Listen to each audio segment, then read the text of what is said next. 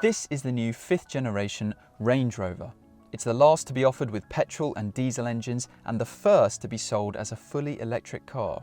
But what's new, what isn't new, and is it going to be any good? Keep watching to find out everything that you need to know. And if you fancy saving yourself more than £6,500 off the current Range Rover, click on the link to go straight to our deals on whatcar.com.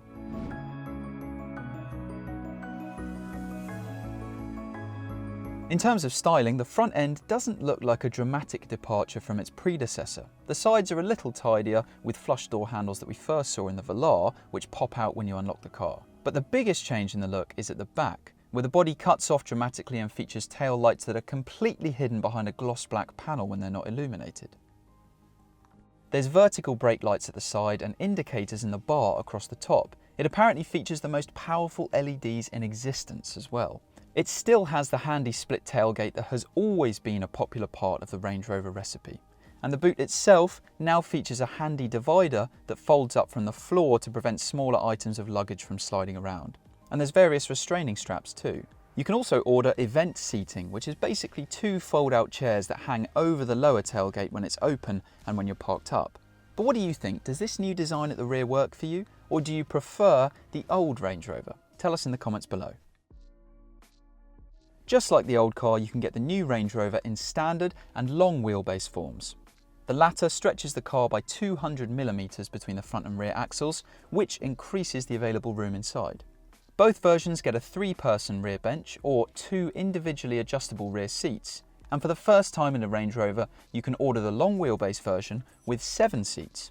Land Rover estimates that it loses 4 to 5 US customers a week because the outgoing Range Rover is not available with 7 seats. Is seating for 7 a deal breaker for you? Tell us in the comments. And those third row seats aren't just a token gesture either, in the way that they are in the smaller Range Rover Sport. It's only tall adults who won't be comfortable sat right at the back.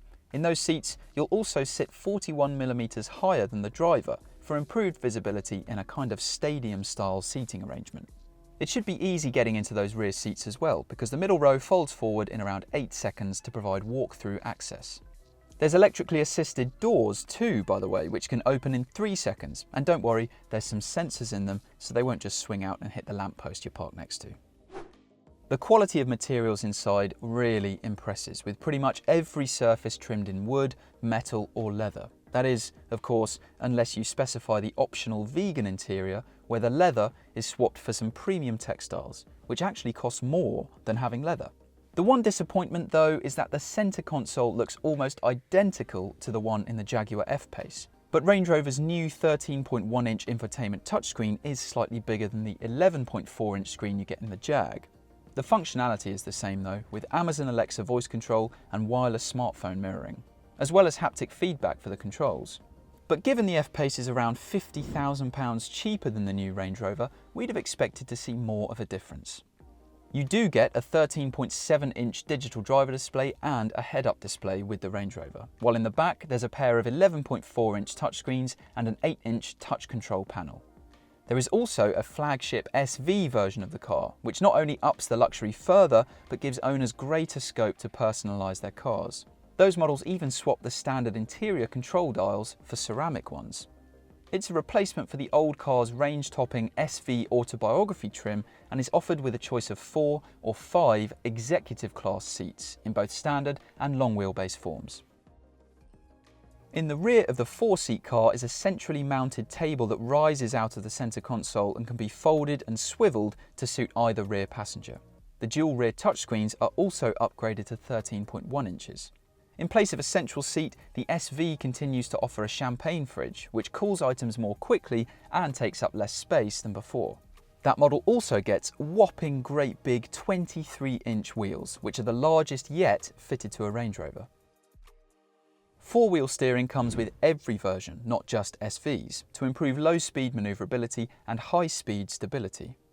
The rear wheels can turn by up to 7 degrees in the opposite direction to the fronts at low speeds, and that reduces the turning circle to as little as 10.95 metres, which is roughly the same as a VW Golf. There's also something called integrated chassis control, which uses navigation data to predict bumps and imperfections in the road ahead at distances of up to 1.9 miles to then, tailor the car's suspension to suit those different road conditions.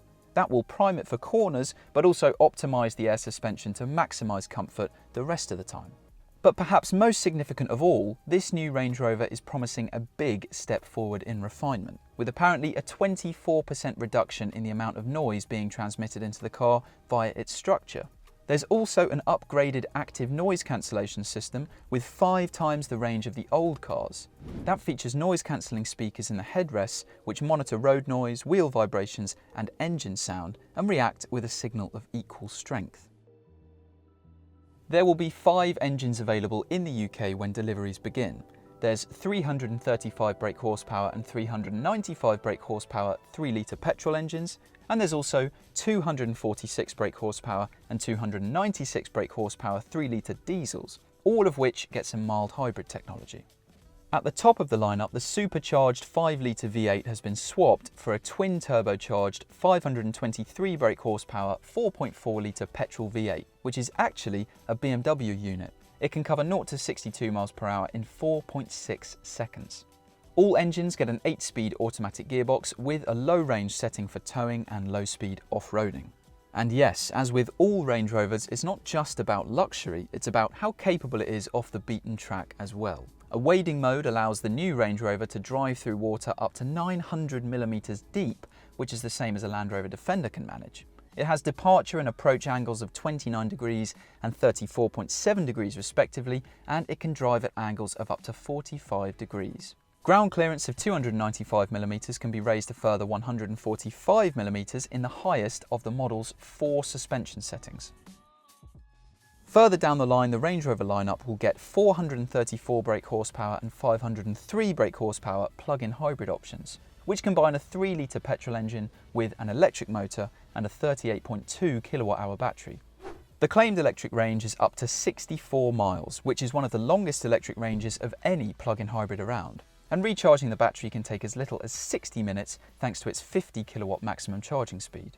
There will also, in 2024, be a fully electric version of this Range Rover, although full specifications are yet to be revealed. And apparently, the platform which the car is built on can also take a hydrogen setup. But for now, the new Range Rover is priced from £94,400 in the UK, and first customer deliveries here are expected in spring 2022.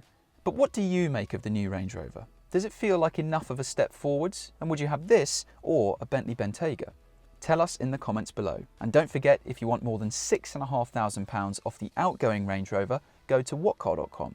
And to make sure you see our full review of the car as soon as we've driven it, subscribe to our channel.